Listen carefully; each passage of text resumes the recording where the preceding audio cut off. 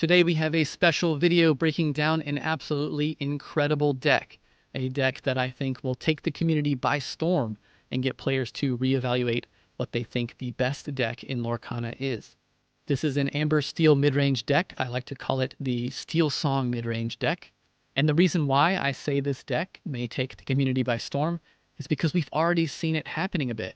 There are a lot of song-based aggro and mid-range Amber Steel decks popping up and gaining traction. But I think what I have here is the best and most polished version of the deck possible. But I'll let you guys be the judge of that as we dive in and take a look. First, I'll go over the deck's key concepts and show off the lists before inviting Duckie on to talk through the entire deck with me. Duckie is currently the #1 ranked Pixelborn player, and my list is heavily inspired by his list other than a few small tweaks. Many players, including me, are picking up variations of Duckie's list because of its favorable matchup against almost every other deck in the format. In fact, we've seen similar lists perform well in major tournaments, and a huge portion of top digital players are running these exact lists inspired or copied from Duckie. We'll get to hear from him soon as he and I talk through the deck, but for now, here's an overview of Steelsong Midrange. This deck taps into a lot of card game fundamentals, and its goal is to always provide value during each turn, meaning powerful cards and consistent access to inkable cards each round. One major piece to this consistency is Ariel Spectacular Singer. This is a song-focused deck, so Ariel is here front and center, able to find songs and sing them early. Songs like Be Our Guest and Hakuna Matata are included for Ariel to find, providing a reliable source of inkable cards throughout the mid-game as Ariels are played. Combine that song and ink package with Rapunzel and Surfer Stitch for even more card draw potential, and this deck quickly becomes a card advantage engine. Meanwhile, our Steel package delivers as always with great stats and fundamentals through Hook, Giant Tink, Hans, and Cerberus. Mix all that up and you get a deck with consistent turns full of card advantage, guaranteed ink, and an oppressive board presence. As I mentioned briefly when this deck showed up in my top 5 list, this deck runs between 4 and 6 uninkable cards, and that's something you won't see in any other deck in the format. And that is a key component of Amber Steel that I think many deck builders overlook and underutilize. When you play this deck, you'll realize how smooth it feels because of that consistency, and you can focus on building up your strength each turn going into the late game. We have 2 similar deck lists to show off and discuss today. The first is my list here, and the second is Duckie's personal list, which looks like this. There are a few differences, so I'll rotate our 2 lists throughout the video as we discuss each card choice. Let's invite Duckie in for some great discussion over the entire deck list, and then afterwards I'll hop in some games and show off the deck's power. So this deck runs the early game Steel package. It has Hook and Eric, and then on turn 3 you can play Tink, turn 4 you can shift in the big Tink. And that 1, 2, 3, 4, even in just that one color of Steel, it's quite effective in the early game, and we've seen it in a lot of different lists, in Steel Blue, Steel Yellow, and things like that. So Duckie, what are your thoughts on those sort of early game Steel cards? I'm a big fan of this early game opener because it's very easy to take this opener and transition it into a sort of more balanced mid-range / control hand later on if you're playing against something like Ruby Amethyst. Because like if you open with, let's say, turn 2 Eric on the play with a 3-drop, a lot of times you can just like tuck the Eric if you're playing against Ruby Amethyst, but it's also just a very strong opener into a lot of the aggressive decks, and a lot of aggressive decks just fold to it. So because you have that sort of very balanced opener, especially in the dark, I'm a huge fan of it. It's very unique for cards to have through strength in this particular game, because if you look at all the different cards at those slots, there isn't a single 1-drop that can contest the Simba outside of Hook. There isn't a character that is essentially 3 strength and 3 willpower at 2, and those are just incredibly good defensive tools. So it's just another like point towards the philosophy of just having very, very strong statted characters. Yeah, and then you can add in even more tools there. You have Smash, which is valuable throughout the entire game, but it obviously could be used to take out an early aggro threat as well. And then you have Hans, who can, when he quests, he can tap something. And when you start combining Hans's tap with Smash and with Grab Your Swords and with the big Tinkerbells across the board tap, then all of a sudden you have a lot of answers to anybody who's maybe playing aggro or trying to flood the board.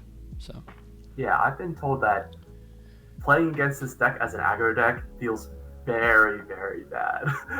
yeah. Just your power plays come so quickly. Like turn 4 is just so much faster than most aggro decks are prepared to get board wiped.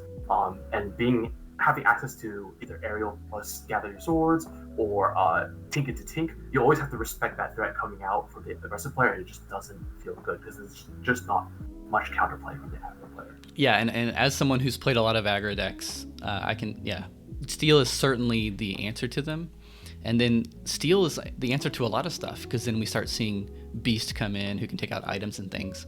But before we get into that, let's talk about Amber a little bit. So another 3 ink character is the Ariel and her song packages. And so I've already spoke about Ariel a little bit when I was going over the core cards of the deck, but I wanted to hear your thoughts about why do you think Ariel is worth sort of building an entire deck around? A few weeks ago I built out the aggro Steelsong type deck, and this is more of a mid-range version of it. But even back then, we saw the value in having Ariel sing these songs. Her stat lines are good just by themselves. She sort of has this card draw tool built in.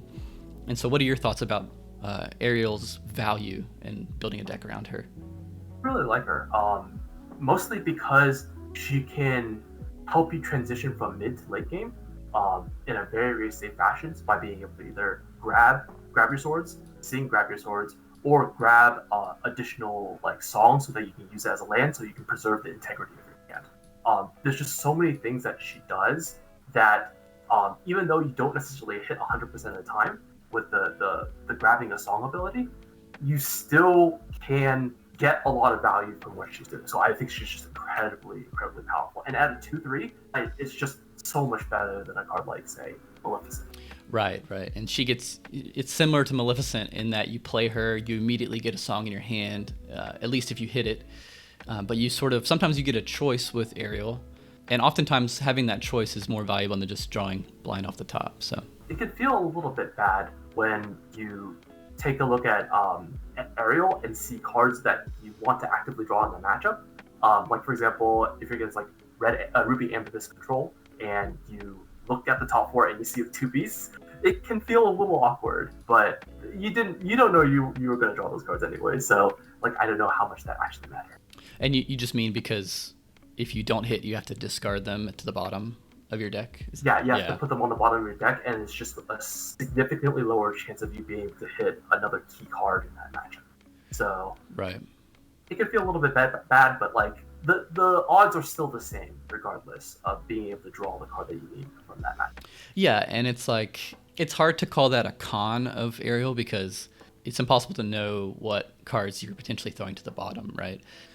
Okay, so we talked about the 3 ink Tinkerbell and its potential to shift, and then we talked about the 3 ink Ariel. So in an opening hand, and we can talk about a Mulligan and opening hand later, but when it comes to turn 3 and you have Ariel and Tinkerbell in hand, and let's say you have the big Tinkerbell as well, how do you decide which one to sort of focus on?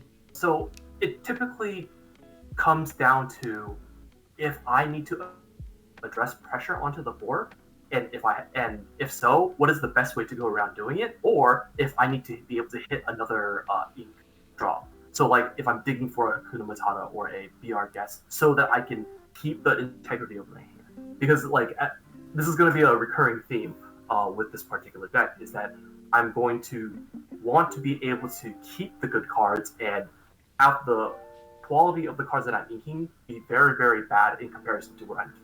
Right, and I'll go over this in the sort of intro, but this deck, the themes of this deck are basically efficiency in terms of inkable cards and efficiency in terms of the cost curve of what you're playing, and always sort of having the tools available. And so what you just said makes sense. You play Ariel if you need to ink a card and get to the next turn, and you can play Tinkerbell if you need to address a threat on the board, right?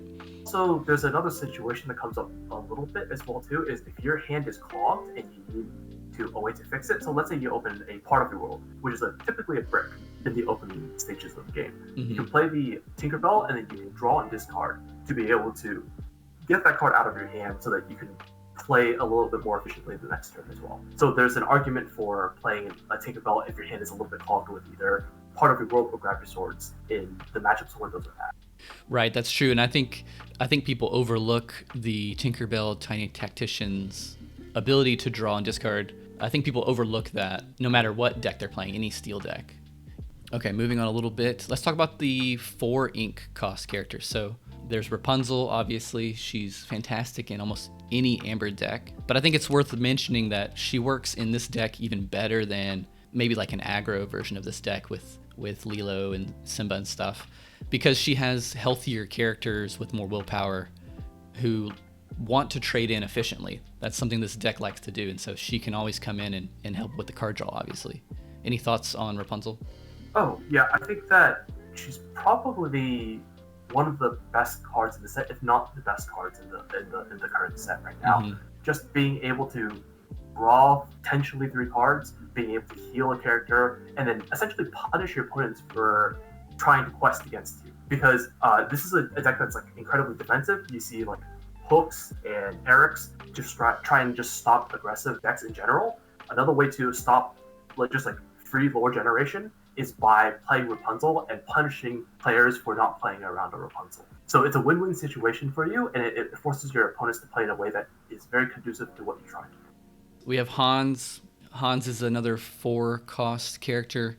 I guess we already talked about him a bit. His ability to ping things for 1 is a lot more valuable than it sounds when combined with grab your swords or smash or the big Tinkerbell. But even just hitting things that are evasive or hitting things that are behind a bodyguard, he can do that really well. So do you have anything else to add about him?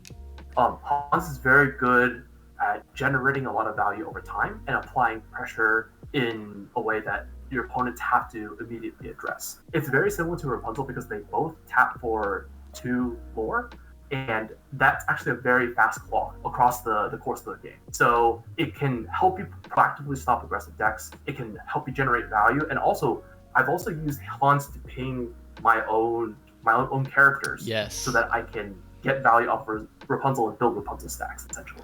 Yes, that's actually, I've done that too, and I think I have a feeling that people that are maybe new to Lorcana and haven't thought about it much don't realize you can do that. You can use Hans to hit your own character and draw an extra card, and maybe it's just draw 1 card because you desperately need it, and he can give that to you when combined with Rapunzel.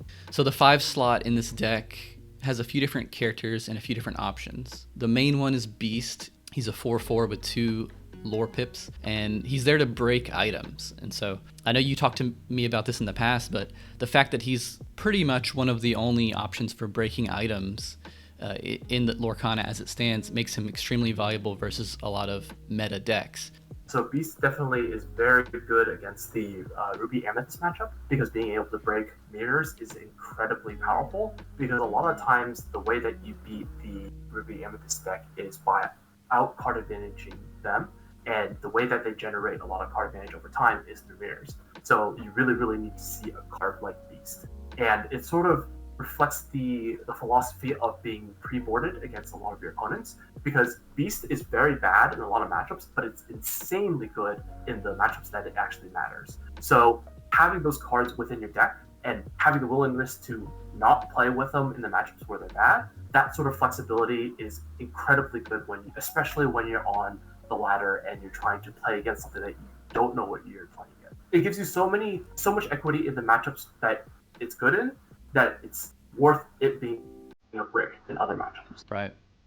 Yeah, and it's one of those things where you basically just said this, but just to quickly reiterate, he's extremely valuable against matchups where you absolutely need to answer those items. But even if the opponent isn't running any sort of items, he's there for either ink or just a solid character to drop down and can start questing for 2 in the late game. Yeah, so another 5 ink character is Cerberus. He's a 5/6. The 6 willpower is really good here. It's a great cutoff point where he can survive a lot of things like Aladdin or Tinkerbell shifting in. And so Cerberus is there to survive that stuff, hit back with his 5 strength, but also he can sing some of the songs himself, right? Because he costs 5. So any thoughts on him? So I think that especially in early trading card games, um, overstated characters without abilities are incredibly strong. So if you think about like if any of you come from Hearthstone, Chillwind Yeti is like one of the best comparisons to this because it's just such an efficient creature at its stat line that it does so much for you. It's one of the reasons why like Maui sees a lot of play is because it just stat checks a lot of characters. It being at 5 strength checks a lot of characters who are at 5 or 6 willpower because 5 can very easily be upgraded to 6 simply because of your Tinkerbells and your Hans. Yeah, and not only can he survive Aladdin, Tinkerbell, he can hit into Dragon, but let's say a Maui rushes in. You mentioned Maui as another just very efficiently statted character. If Maui rushes in, he can take out Cerberus, but it also trades back at the same time. So very efficient card. Exactly. I see this card as a card that helps break the mid-range matchups because a lot of the mid-range matchups tend to be about trading efficiently. And this card typically just 2 for 1 simply because he's just a good boy and just is really everything. Yes. One of the options that I've been liking lately, and I have it in this list, is Moana. She's another 5 cost. She has the same willpower at 6, so she can survive the same sort of stuff. She can quest for 3. And so one reason why I like her is as a character that can quest for 3, I often find that opponents will target her with Let It Go or Dragonfire instead of targeting Hans or Ariel, which in my opinion, they probably should be targeting those guys, but Moana kind of takes the heat sometimes. And then in addition to all of that, she can be turned to ready up Ariel or Rapunzel, but mainly Ariel. She can ready her up to either sing another song, or what I often do is just to keep Ariel safe for the next round. So I don't know if you've tried or tested out Moana, but maybe give some of your thoughts there. Yeah, so actually, I can see Moana. I haven't tested Moana very much, mostly because I just like really like the big stat lines. I think that Moana is very good in spots where you need to be pressuring your opponent, and that's just not a mode that I've thought about a lot. So I actually think that this is a very interesting technology that you sort of stumble upon. Definitely see the utility.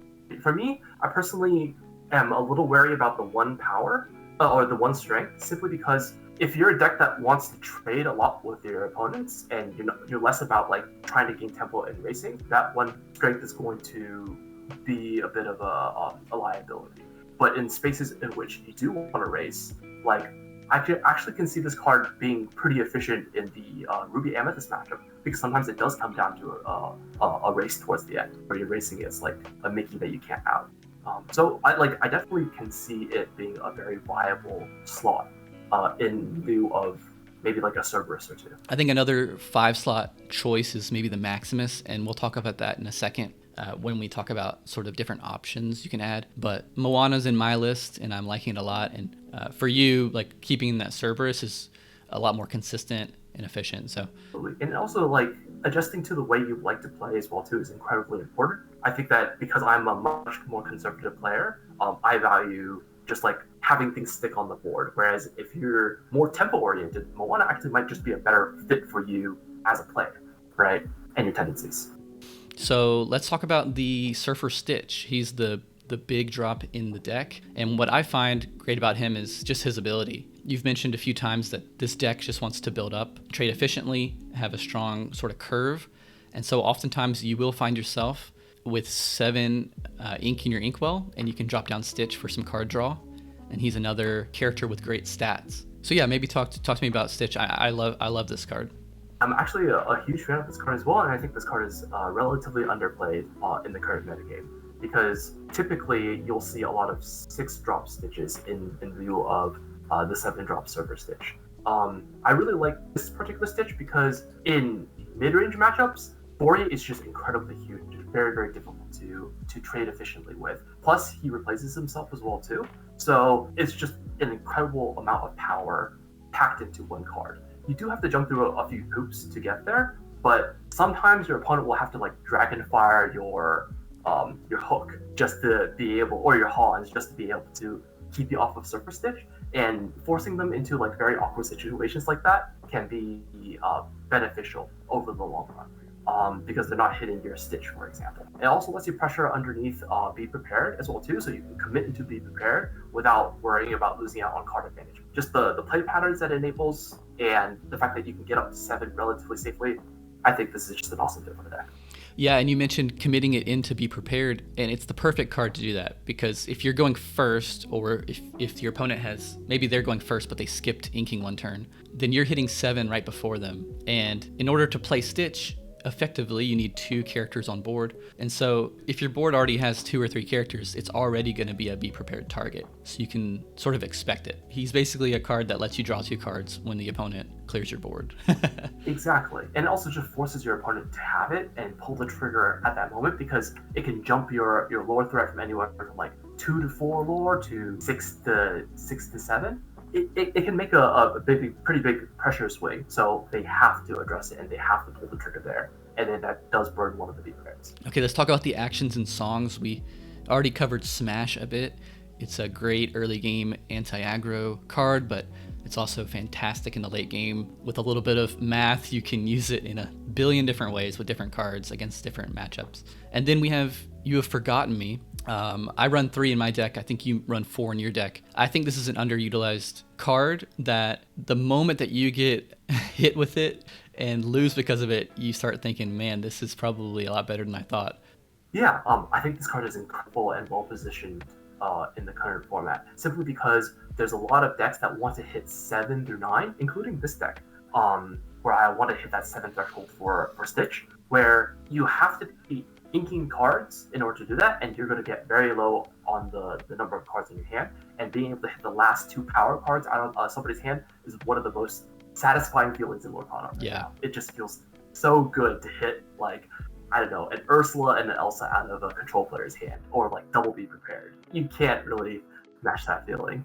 Yeah, and if they have no card draw or none available at the time, then it's like sometimes they'll just concede from this card being played on their 2 cards in their hand. Absolutely. I cannot tell you how many times I've gotten a whole new world player just like trying to dump their hand so that they can go to a whole new world, keep 2 in their hand, and then I hit their whole new world out of their hand, and they just cannot play the game anymore. This deck typically runs somewhere between 12 and 14 or 15 songs, depending on preferences. The core songs are Be Our Guest, Part of Your World, Hakuna Matata, and Grab Your Sword. Be Our Guest and Hakuna Matata are both inkable, and a lot of times you'll use them as inkable cards. And then Grab Your Swords and Part of Your World, those are the singular uninkable cards in this entire list, but they're very valuable. So Grab Your Swords, you can sing it with Ariel on turn 4. You can clear out the board. You can, late game, you can often play 2 of them in the same turn, maybe even 3 or 4 of them, depending on how many characters you have to sing or how much ink you have. Part of Your World is a little bit of recursion for your deck, which can be used to find some key cards that have been discarded in previous turns, or maybe just used to find a card that you want to ink. Duckie, what are your thoughts on not only the different songs and their uses, but maybe the number of songs and why that's important in this sort of deck? So I think that a lot of people will look at this list and their first thoughts is, oh, there's 4 Hakuna Matatas? Like, you think this is something that can be viable? And I would say absolutely, yes. I think that it's worth running what is essentially a dead card, but it's inkable in your deck, simply to up your song count for Ariel, because you want to be able to hit that breakpoint where your Ariels are relatively consistent, and being able to be relatively consistent in hitting a card that you can ink and semi-rely on something like that is incredibly valuable. Obviously, Grab Your Swords doesn't need any further introduction because we all know how powerful that card is. But in this particular list, the songs are more about being able to generate card advantage so that you can get up to your 7 ink threshold for your Stitches, or your 6 ink threshold for a hard play Tinkerbell, for example. You need that high song count. You really, really do. And in further sets where there are more songs coming out, I could see shaving cards like Part of Your World to play more songs simply to up that particular count if they're needed. Right. And I think it's worth reiterating that the songs here, they serve so much more of a purpose than just their printed ability. It's a way to get card advantage with Ariel. It's a way to consistently hit it. And so other than Grab Your Swords, the other 3 often are not even used for their ability, but instead just used to move your engine along. The engine being a strong board of characters. Anything else we missed here? I think another part of songs that that people recognize as strong, but sort of can be touched on, is the fact that they can be sung, right? Especially with a card like Ariel, it really breaks a lot of ink parity, because a lot of times songs need to be sung by a character that is the same cost as the spell, and because of that, it requires you to hit that much ink in order to be able to sing it anyways. You have to be able to hit that threshold regardless. But Ariel sort of like dodges that and breaks that that paradigm, because she has Singer 5. And because you can sing Grab Your Swords on turn 4 as opposed to turn 6, like that's a huge tempo swing that a lot of aggressive decks just cannot match. And I think that's worth considering. Okay, so let's talk about different options, or maybe tech options that you could run in this deck. Now, I think Duckie and I would agree that our lists here, which are very similar, are pretty locked in. They're very consistent. But he mentioned earlier, a lot of these choices depend on your play style and your personal preferences, and so there certainly are a few options to consider.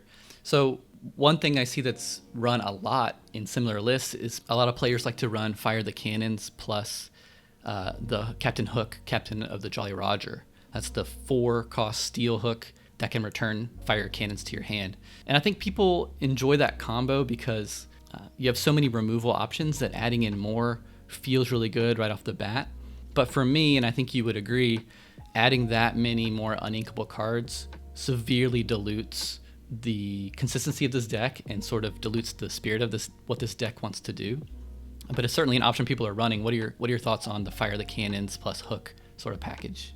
So the way that I see a lot of uninkable cards is that they're a lot of times conditional. Like if we take a look at Fire Cannons, it hits for 2. There are a lot of things that have 3 or more willpower that the Fire Cannons just doesn't do anything against. Against a Rapunzel matchup, firing your cannons prematurely can oftentimes be punished by your opponents drawing 2, drawing 3, and just blanking your Fire the Cannons. So a lot of times in those matchups, I want to be putting and inking my my removal spells. Like oftentimes I'll be inking Smash, especially early on, and you just simply cannot do that if you're playing a card like Fire Cannons.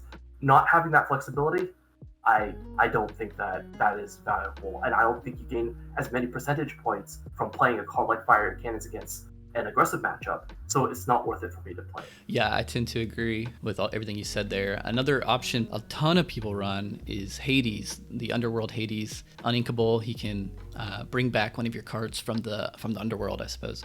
And again, he's another uninkable. I think he works really well in a ton of other decks, but in this song-focused deck with Ariel, first of all, part of your world can do what he does, but can often be a better choice because you can throw part of your world back into your deck during a mulligan, and you can worry about finding it later with Ariel and things like that. So maybe what are your thoughts on Hades? Because a lot of people love Hades, and I do too, but I really haven't found much of a need for him in this deck. So one of the things that you'll notice is that you don't necessarily run out of a lot of cards with this deck because you have just so many like good ways to get card advantage. And I think one of the biggest struggles with the deck is being ink efficient, right? And having a 4-cost that essentially draws you a card and is only a 3/2, that can be a pretty big detriment because it can just slow you down. Whereas you just want to play efficient stuff every single turn. Let's talk about the 5 ink cost character slot. So we talked about Beast and Cerberus. I think those are staples. And then we talked about Moana a little bit. She's in my list, but I think I would probably consider her an option here for most players. And then another one is Maximus, the bodyguard Maximus with support. And I think Duckie, I think you've tested him out a bit as well, right? Yeah, I have. A lot of times I just wanted like a big body in that particular slot. I think I prefer Cerberus slightly more simply because the support and bodyguard don't come up as much as I'd want them to. But it's definitely something that could be considered if you can see if your other characters getting hit by cards that you don't want them to be hit. I can see them being reasonable in, I guess, mid-range matchups, but I think Cerberus plays that role slightly better. Yeah, I think the bodyguard is tempting because you want it to sort of protect Ariel or Tinkerbell or something like that, or maybe your Hans, right, to extend his ability to have effectiveness longer. but in practice, it doesn't really come up as much as you would like. I think because I played a little bit with Maximus as well, and I think a lot of times I just end up inking him, and I didn't really have any regrets about that. A lot of the times he also just is feeding Rapunzel's as well too, and because 4 is just such a lower break, like your opposing Tinkerbells will be able to like attack into Maximus and then draw 3 cards off of Rapunzel, and then that can feel a little tough. Another option you can run in this deck is the Simba that can deal with evasive characters.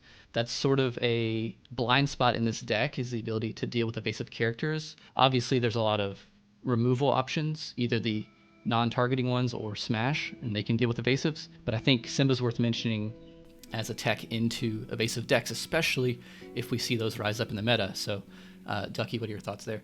I'm actually a massive fan of a card like Simba. It is very expensive. Like this, the downsides are it's very expensive and it's not very ink efficient, but it does do one thing very well, which is be the only thing that can actually challenge evasive threats in Steel and Amber. There's no other card that really does that, and otherwise you would have to spend some very precious removal to get rid of it. So it can eat over Mickeys, it can eat over your Goofies and your Pongos. Those are things that you should have so much trouble dealing with that it can be worth committing to the slot if you see a lot of evasive threats. It can be in the Cerberus slot, but I just find that Cerberus gives you a lot more edge in mid-range matchups. That's why I would play more Cerberus over something like Simba. The final thing that I think we need to talk about, perhaps an elephant in the room, is this deck does not run a whole new world. It's a song-focused deck with Steel. Ariel can sing for 5, so why don't we run Whole New World? It's a great card draw option. Many other decks run it. And for me, I think it just comes down to the fact that this deck doesn't struggle with card draw at all. And in fact, this deck often finds itself with card advantage without even needing a tool like a Whole New World, which that tool by itself doesn't actually give you card advantage at all. So, Ducky, what are your thoughts? I think a Whole New World is a very much double-edged sword. It can be very powerful if you can break parity underneath a Whole New World. If you can utilize and sort of capitalize on that board advantage that you get from a Whole New World better than your opponents. But I think that one of the things that a Whole New World introduces is a level of risk that your opponent can just play underneath that and break the board parity much better than you can. A lot of the Sapphire decks will like trying to get ahead on ink advantage, whereas the Steel decks will try to just clear your board to keep that board advantage going, so that whenever they play a Whole New World, they're going to be set up for the next turn. I find that has a lot of tension with what this deck is trying to do, which is keep outvaluing your opponents and keep them low on cards, especially with cards like You Have Forgotten Me. And then so a lot of times you'll find that a Whole New World is just going to be stuck in your hand and you don't have a good way to get rid of it. And the best way to get rid of a bad card a lot of times is to ink it, but you can't. Yeah, good point. Were there any other cards that you would call out as either a tech option, or I would say the cards we've been talking about are less options and just more considerations? Like people should at least consider Whole New World or consider Hades. And I don't think we would recommend them, but is there anything else you would either recommend or at least consider in the conversation around this deck? Really consider Smash in terms of one of the cards that is worth removing. I think it's actually less good than I would really like it to be, so I could actually see Smash becoming something else, like one of the cards we considered, simply because it doesn't have a lot of utility in some matchups, and a lot of times it is one of the first things that I do like to ink. I think we should talk about the Mulligan, because I think the Mulligan is pretty important in this when running this deck, because you have such a strong 1, 2, 3, 4 in terms of characters. And so how do you find that in your Mulligan? And then we also talked a little bit about the tension between the 3-drop Tink and the 3-drop Ariel and who to play when. And so, yeah, Ducky, talk us through the Mulligan, because there's a lot of considerations. Do you Mulligan all your songs in order to find them later and things like that? What are your thoughts? Yeah, so one of the things that I like about this deck is that it mulligans incredibly well because it has a very balanced opening hand against a lot of different decks. So what I like to keep, if I'm on the play, I like to keep an Eric. I like to keep either 1 or 2 3-drops, so an Ariel, a Tink, or sometimes both. And then I like to keep Rapunzel as well too. simply because it gives you a very balanced matchup spread against all the different decks in the format. So when you're trying to climb a ladder, it's incredibly nice deck. If I'm on the draw, I like to keep Eric's, hooks, 3-drops, and Rapunzel's, simply because the hooks can challenge like a turn 1 Lilo on the draw. And a lot of times you want to be able to keep in lockstep with your opponent when they're playing their characters. So the way that you can transition those particular sets of hands is if you see your opponent not playing into what you have, your hooks and your Erics can become free ink, and then you can transition into that very strong mid game where you just go 3, you have Ariel and Tink, 4, you have either Hans or Rapunzel, and then or shifting Tinkerbell, and sometimes you can even cast You Have Forgotten Me, and then on 5 you can just curve into your Stitch very, very nicely and just start powering through your cards. Yeah, of course. And then in terms of songs, I imagine what I like to do is to throw back most of my songs. I suppose you could consider keeping Be Our Guest to find a character, but like you said, the mulligan here is fairly straightforward. You're often going to find the characters in your opening hand anyways, and so I like to just throw back Be Our Guest so that Ariel can find it later as an ink. Absolutely. I think I throw back basically everything else, but there's like one consideration, which is like if you think that you are unlikely to see a second Tinkerbell, I sometimes will keep a Tinkerbell if I have another Tinkerbell in hand, simply because against aggressive matchups, if you can just pair Tink into Tink, it's very strong. But I wouldn't do the same with Grab Your Swords, because if you draw 2 Grab Your Swords, you just really, really are in a world of pain, simply because it's a dead card in your hand. What about Smash? Do you find yourself ever holding Smash? Perhaps you think you might be up against aggro. If the meta is shifting very aggro and you're running against it constantly, keeping a Smash? Or do you find yourself throwing that back as well? Or maybe keeping it for ink? I typically throw away Smashes because they're actually like unintuitively very bad against aggro. They're better in like against the basic decks. As a general rule of thumb, your other sweepers are just so much more efficient at dealing with their boards, as well as your Erics and your hooks, that the Smashes actually become significantly worse. So I definitely will throw them back in almost all cases. And I'd rather have them in the deck as an option to answer things later on. Right, and you mentioned that Smash could be a consideration for switching out at some point, maybe, for example, in a new set where there's better cards.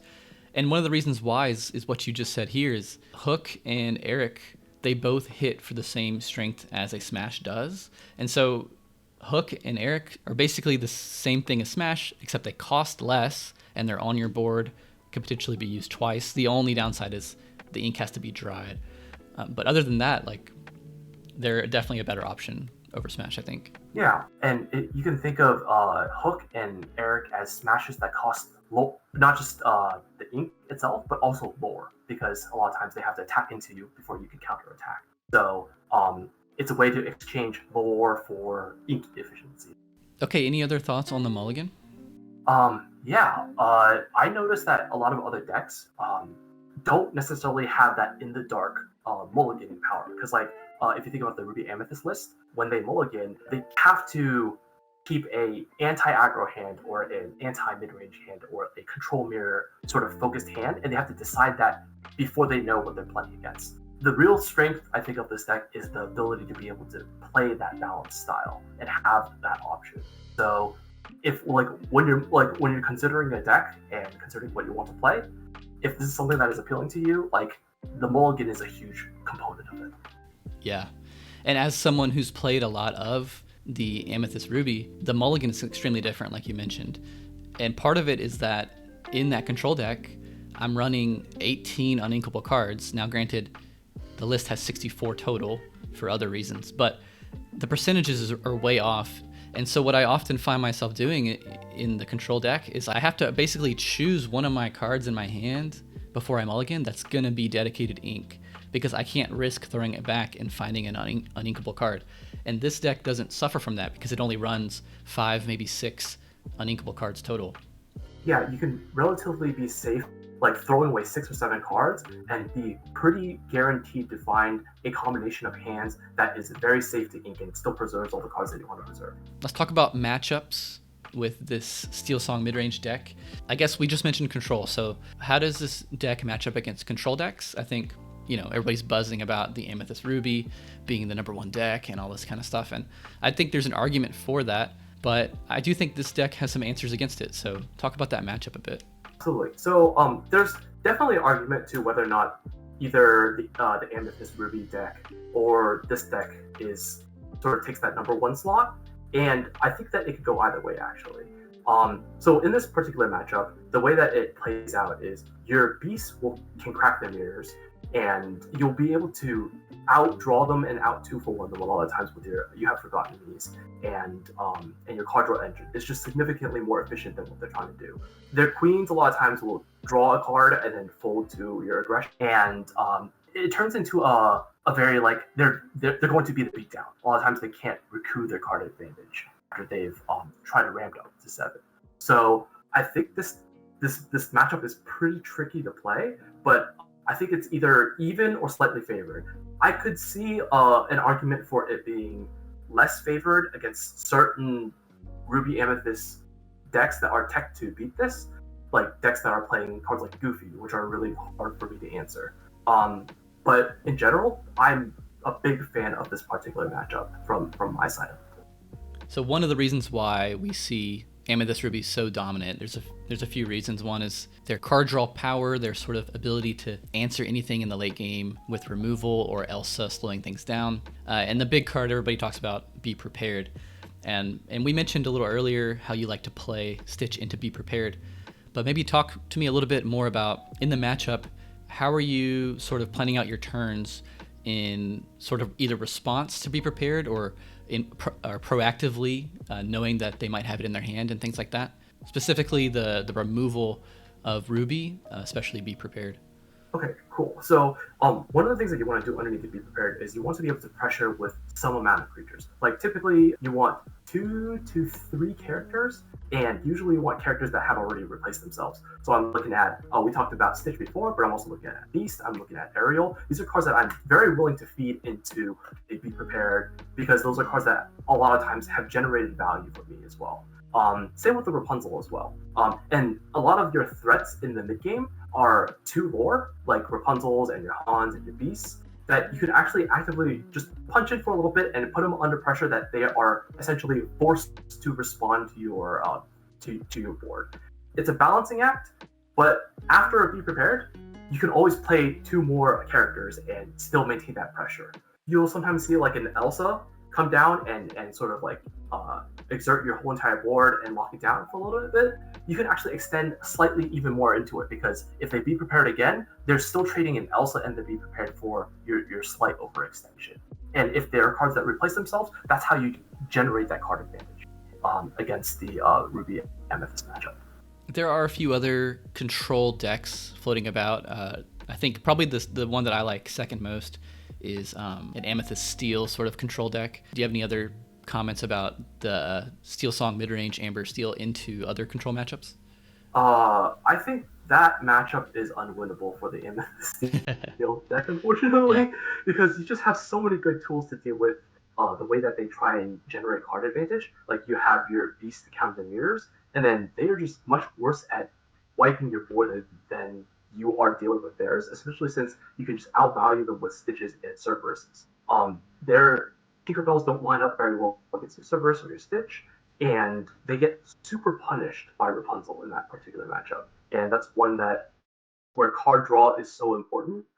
Turning on their Rapunzels, it's not a good feeling. Okay, let's talk about aggro decks. I guess the obvious one would be like an Emerald, Amber, the Lemon Lime aggro type deck. I think that the aggressive matchups is your matchup spread against that is incredibly favored. Simply because you have a lot of tempo-based tools that can deal with their board very efficiently. So you have sort of in the early to mid game, you have Ariel into Grab Your Swords or Tink into Tink, and a lot of the decks just cannot deal with that sort of anti-aggression pressure. And then later on, you can always follow up with Hans, you can follow up with Smash, and then Rapunzels actually become very good in this particular matchup as well too, because they help you reveal and keep yourself slightly bit ahead of your opponents when they're running out of cards in hand. You have Forgotten's actually can save you a lot of life as well too if you're not too behind on board by taking, like, say, a Cusco and a Genie out of their hand a lot of times. Oftentimes, they're trying to keep their best cards in their hand, and you can just take a lot of that pressure away from them by simplifying the game state and saying, I have 2 cards to your 0, let's do that. Yeah, there's nothing better than playing You Have Forgotten Me and then watching maybe even 2 Cuscos drop into their discard. Oh, that feels so good. Then later on in the game, their top decks become very bad as well too, because oftentimes they'll like draw a card and they go, "Oh, I have a Lilo. Well, crud." A couple other sort of aggro decks. I guess we can talk about like a Amber Amethyst go wide type deck utilizing Stitch or Facilier. And then I think a lot of people try to play Emerald as aggro lists, either Emerald Steel or Emerald Amethyst. Do you have any thoughts on some other aggro lists like that? So the Amber Amethyst lists play out very similar to Lemon Lime. It's just grab your swords gets them even harder, Tinkerbell gets them even harder because they're on typically Maleficent and Lilo. And then like the Faciliers can just get smashed a lot of times. And also the Facilitator doesn't protect against Tink or grab your swords. So you can just wipe their board and their Facilitator just doesn't do a lot. In the Emerald Steel matchup is actually very interesting because you have to guess whether or not they're on a whole new world. Because Emerald Steel looks like the aggressive deck looks very similar to a whole new world deck, especially the one that you've been playing. Because they look so similar, you can get a little bit confused about like how to sequence your plays to play around either one or the other. So a lot of times I'll like cut my hand to the board to play around a whole new world, and then they just like transition to an aggressive play, and I'm like, oh wait, I actually need a couple of different cards in this matchup, right? I guess like there's the evasive style green-red aggressive decks as well too that can be slightly challenging, simply because sometimes your removal doesn't line up very well against their evasive threats, and evasive can be a big problem for you to deal with. Sometimes the removal lines up, sometimes it doesn't, but it's still, I would say, slightly more favored for the Steelsong matchup. Yeah, that makes sense. And I think as far as aggro decks go, that definitely is the biggest threat. And I think part of that is because I think people are just sort of kind of starting to wake up and realize how good evasive decks are, not necessarily on their own, but versus the particular meta, the evasive decks can perform quite well. Yeah, I think that there's definitely a space for evasive decks, especially since that they're just so difficult to... Challenging is one of the best ways to remove a threat on the board, and being able to take away from that is a way for aggressive decks to be able to sneak in extra points of damage when they normally would be able to. The removal in this game is like surprisingly inefficient because of how much it costs. Obviously, I'm playing a card like Grab Your Swords and Tinkerbell. I can't really, it's like, I can't really speak to the inefficiency of removal spells, but like, if you look at cards like Dragonfire and Be Prepared, those things cost a massive amount. And it's very hard to get up to those, that level of ink without sacrificing something along the line. Okay, let's talk about like some mid-range matchups, not necessarily on Mirror. We'll get to that in a second. I think probably one of the best mid-range decks is a Amber Sapphire style deck, sort of similar to this deck actually, where you can even use Ariel to sing Let It Go, for example, and still use Surfer Stitch to draw cards. And so I think a blue-yellow mid-range deck is pretty good. How do you think it matches up versus this deck? So I think it definitely depends on the variant, but for the most part, it's actually one of your rougher matchups because they're playing a lot of the similar cards that you have, and they're actually playing more card draw than you, and they can get to it faster because they can ramp into something like Stitch much earlier than you can. So it can be really tough if you're not super prepared for it, but there are things that can help swing the matchup your way. The You Have Forgotten Me can knock the Stitches out of the hand. It can make it so it's very difficult to hit that ramp break point, because a lot of times the Sapphire Amber decks will have to like ramp really hard and go low on cards in order to get to that point where they can outpower you, and that can give you a window to hit them with the You Have Forgotten Me. You can also deal with their boards relatively well because you can contest a lot of what they're doing with Cerberuses and your Tinkerbells.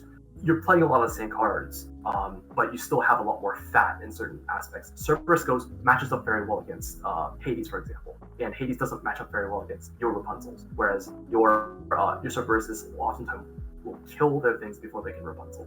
So it's very coin flippy. I would say it's relatively even, and I'd be hesitant, but be willing to upgrade it to favorable in certain cases.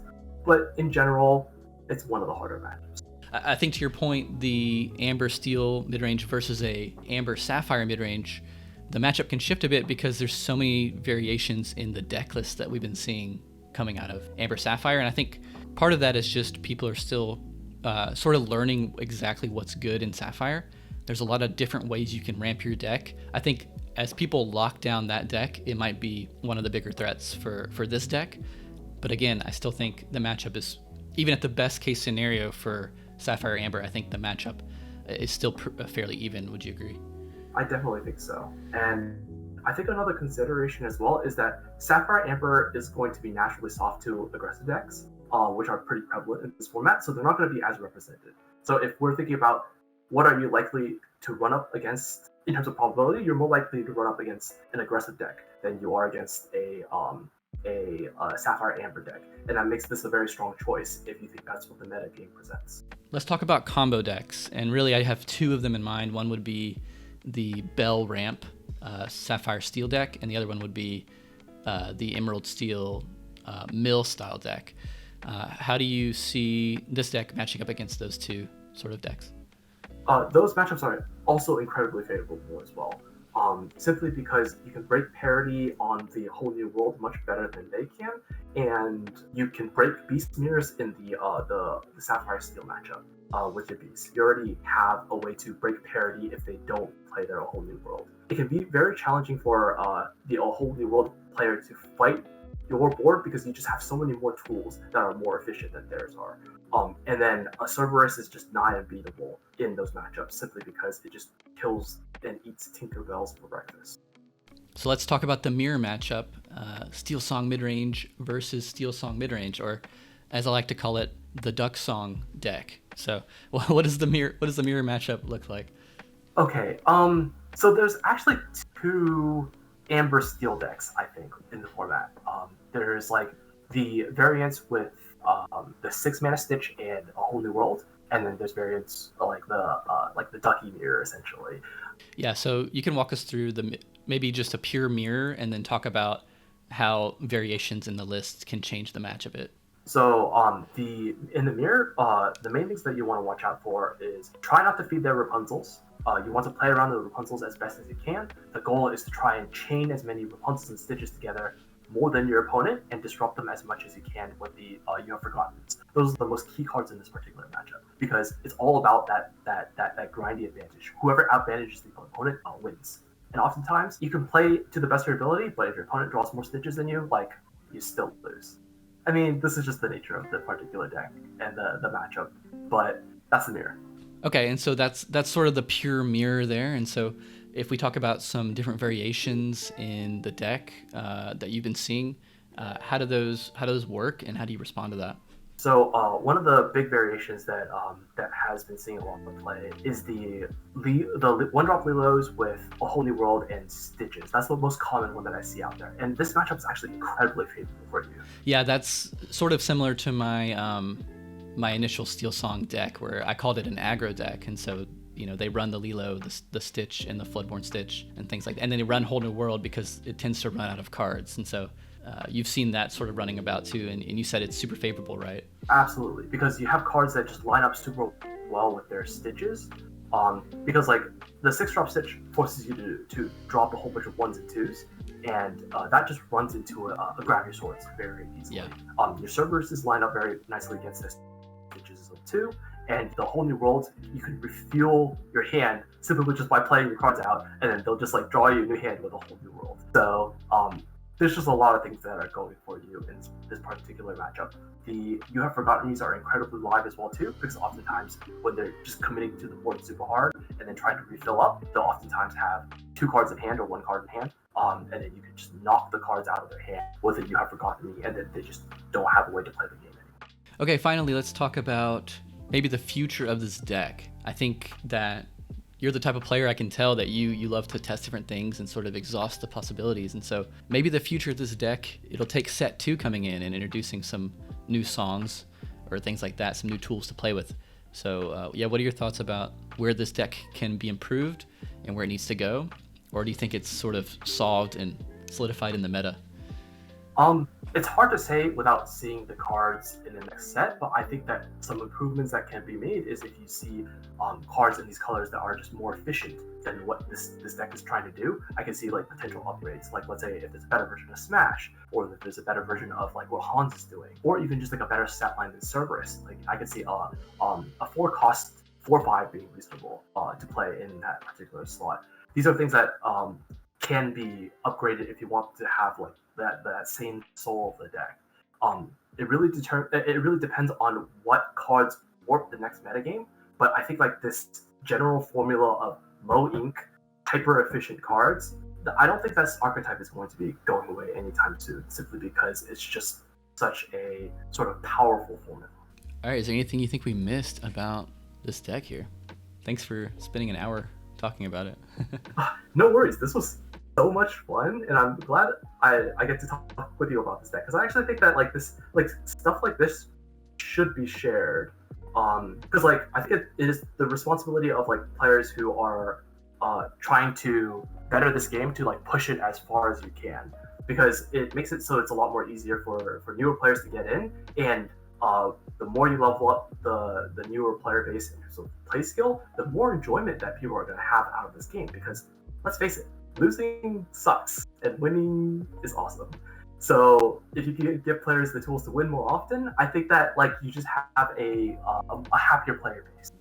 Yeah, and I think this is a great deck for a new player for two reasons. One, it's fairly affordable. There's only a handful of legendary cards compared to some of the bigger lists. But two, and most importantly, cost aside, it's a deck that really forces you to understand the fundamentals of not only Lorcana, but TCGs where cards are trading and you have to manage your hand and you're worried about efficiency and consistency.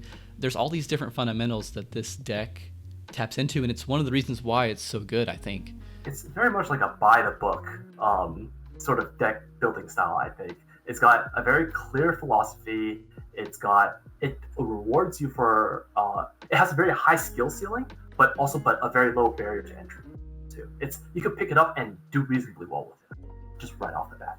Okay, well that was the Steelsong Midrange deck from Duckie, with my tiny little spin on it, but for the most part, he put this together and ranked up Pixelborn with it, and then reached out to me, and I'm glad you did, because I've been playing it and it's incredibly fun. And then, is there anything you want to shout out? Do you have a Twitter or a YouTube or anything that you want people to know about? Because I think people will want to hear more from you and about more decks.